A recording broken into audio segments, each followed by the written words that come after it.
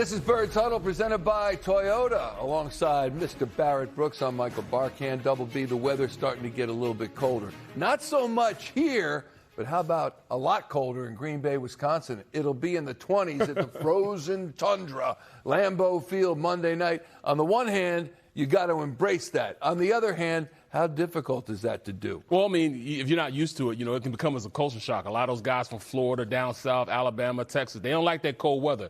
But you do get accustomed to it. And one farce that everybody thinks about the Packers is that when it's up there, they go out there and they practice in the snow, they practice in the cold, practice in the rain. No, they don't. They can see one little snowflake falling down.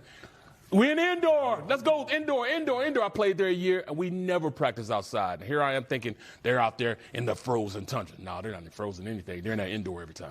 So the advantage might not be what we think for the Pack. We'll see. Because of the weather. Yes. One place that is not cold, of course, the NovaCare complex. Quite the opposite if you ask some of the newest Eagles. Here they are talking about the culture surrounding their new team. It's the Birds Report, presented by FanDuel Casino. Get your thrill on. Everybody's been super welcoming. I love the environment here. I love the vibe here. City of Phillies, giving me a very warm welcome. The guys are super tight-knit, and so just being welcomed into this culture and kind of learning everything about it and becoming a part of it, I'm excited to be able to do that. Culture's the bottom line in an organization, and that brings up our three-point stance presented by Toyota. Barrett, you heard it. It also helps when you're coming from the Dolphins and the Jets. Right. The Eagles have a culture that is second to none in the NFL, and some mocked the gold standard line for a time that Jeffrey Lurie had uttered some years back. They no longer do. No question. This is a destination point now for free agents. Everybody want to come to play for the Eagles. Not one because they won a Super Bowl last year, but then also how they conduct their business. They treat guys the right way. And the culture is all manifested by the head coach. He set this in practice. Doug is no longer, his culture's not there. Chip Kelly's there. This is actually a new culture where the older guys aren't necessarily here now. BG came back. You still have Lane, but he's not one of those guys that talk a lot. But it's a new culture with these younger guys and respect that they have for the head coach. I mean, they love the fact that this guy relates to him. He understands how to talk to him. He gets the best out of his players. His players want to run through a brick wall for him, and that's the culture they've set here. And they make sure it goes from the bottom all the way to the top. When these older guys that are older guys like Jordan Mailata, who's taking the reins of being one of the pillars of the team, when they say something, they listen. Guys like that. Jalen Hurts, if he does say something, although he might whisper, everybody's trying to listen to see what they're saying.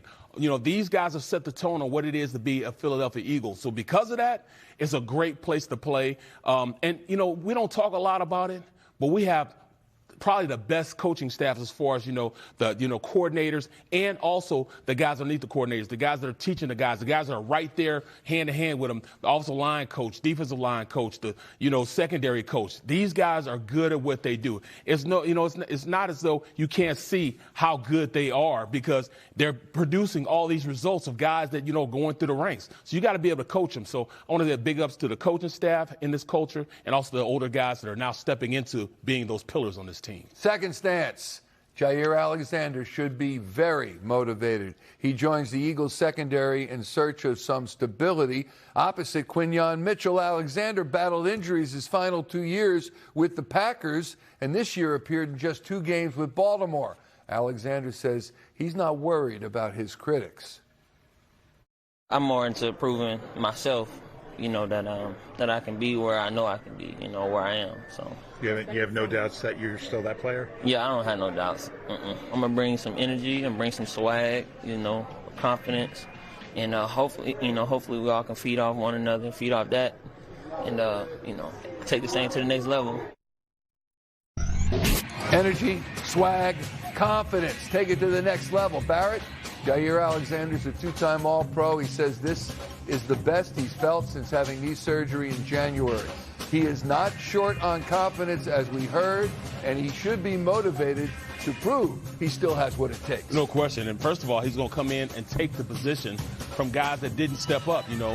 Jackson, Keely Ringo didn't step up. Bennett, we don't know. He was hurt. He really couldn't step up. He's going to be the guy to come in, all right, this is my position, you know, and I'm looking to see him do it. I think that he can be a really good corner, even with injuries, because he fits in the system that Vic Fangio has.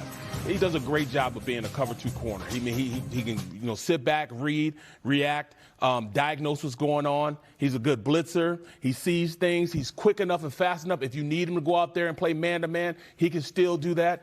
This is going to be a coming-out party for him, and I truly believe, you know, first, second, third game, he's going to be a full-time starter, showing everybody that his is still the guy to talk the trash, but he walks the walk also. You know what I'm saying? He may talk the talk, but he walks that walk even better. So he's going to tell you about it, then go out there and do it. This is going to be one of the best pickups they had this year. Yes, everybody's talking about Phillips, but I think Alexander's the guy that we need to focus on, because he will be a guy that's going to do his job and be good at his job. Stance number 3, we're talking tush push. And Barrett, Nick Sirianni might set a record for the number of times he calls for it. He's facing Green Bay. The Packers, the team that led the charge in trying to get the play banned. Matt LaFleur got a little squirmy when asked whether his thoughts on the play have changed at all. Yes, I'm not going to get into it. It is what it is. You know, the NFL made a decision, and we have to find a way to try to stop the play, and it's a tough play to stop. So, Barrett, give me an over-under for number of times Nick Sirianni runs the push Monday night. 20? What do you got? I mean, you know, I'm just below the under. I'm going to say you're going to go 19, 18. But Take seriously. the under. Right. I mean, the Eagles haven't run the tush push. Probably, he didn't run it, once last week? The week before already? I mean, they haven't been relying on it because the offense has been so successful pushing the ball down the field. So, I mean, I don't know if they even need it, but just to make a point, I might run it every 2 plays. You know what I mean? Just once every 2 plays. Just to, you know, serve a point. You know, you don't just talk bad about us like that, think you're going to get over on us. You can't do that. We want to make sure we come out there and just pulverize those guys in the middle. And I hope they put Michael Parsons in the middle of that, you know what I'm saying, so he can get a little bit of this tush push since he's talked about it and brought it up so much. You know what you're saying, I might go with the over if they're going to run it once every 2 plays. I think I'm going to take the over, see if I can just out of spite. Just see out if of I can spite. find that on the board.